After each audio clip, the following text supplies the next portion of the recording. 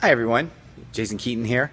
I just got an interesting question, and I didn't want to save it for my Friday session because it's kind of one of those things that in jiu-jitsu we talk a lot about belts, of course.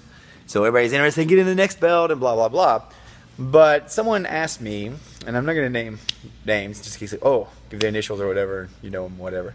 But they asked me, what do you think about when someone gets a belt they don't deserve?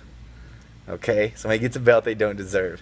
Well, I would say, how do you know they don't deserve it? Okay, one thing, and we're all probably guilty of this, is somebody gets a belt and they're like, he got his purple belt, she got her blue belt, what's going on? But, it's a lot of belts and stuff like that. It's a lot about the relationship with the teacher. So if somebody gives somebody a belt, they see that they deserve it. Maybe they got their brown belt, but hey, he hasn't been competing. Well, maybe he hasn't, but maybe he beat cancer. Maybe, no, I'm not saying that, it's one of those things where you can't have skill. I'm not saying that, but I do believe that jiu-jitsu is going to go the way of like a lot of martial arts. Meaning, you're going to have different levels of each belt. So you're going to have like your club black belt.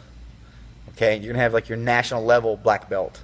Then you're going to have like your world black belt, and maybe even like an elite level black belt at that point, after that too. So maybe 4 levels even. And I would say most black belts I know probably fall in to that national level. A lot of guys are competitive. Maybe they win Pan Ams, but there's those guys out there that are world champs that just mop the mat with you. So are you saying this guy's a black belt and that guy's not a black belt? But it's always tough to decide, like, oh, so-and-so doesn't deserve that belt. It's very weird because, the instructor thought that they deserved it. Now, I'm not talking about the fake black belts or anything like that. I'm talking about somebody who's got it from a legit black belt, and that's what's happened. So if they got the belt for the instructor, then you should be happy for them.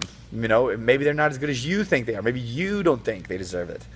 But it's the instructor clearly thought so. And that's what's more important. And what's it matter? What's it matter? What's it matter to you? Does it really make a big difference if that guy's a brown belt and you're still a purple belt? Oh, well, I tap him out every day. Well, who cares? Maybe he's got a great attitude. Maybe he's very dedicated. Maybe he shows very all these other things. And he still has to have the ability, in my opinion. But it's one of those things that comes up a lot in jiu-jitsu. And it's like, oh, did you hear so-and-so got promoted? And, don't worry about that, man. That's the worst. So don't worry about anybody else's promotions or anything, not even your own.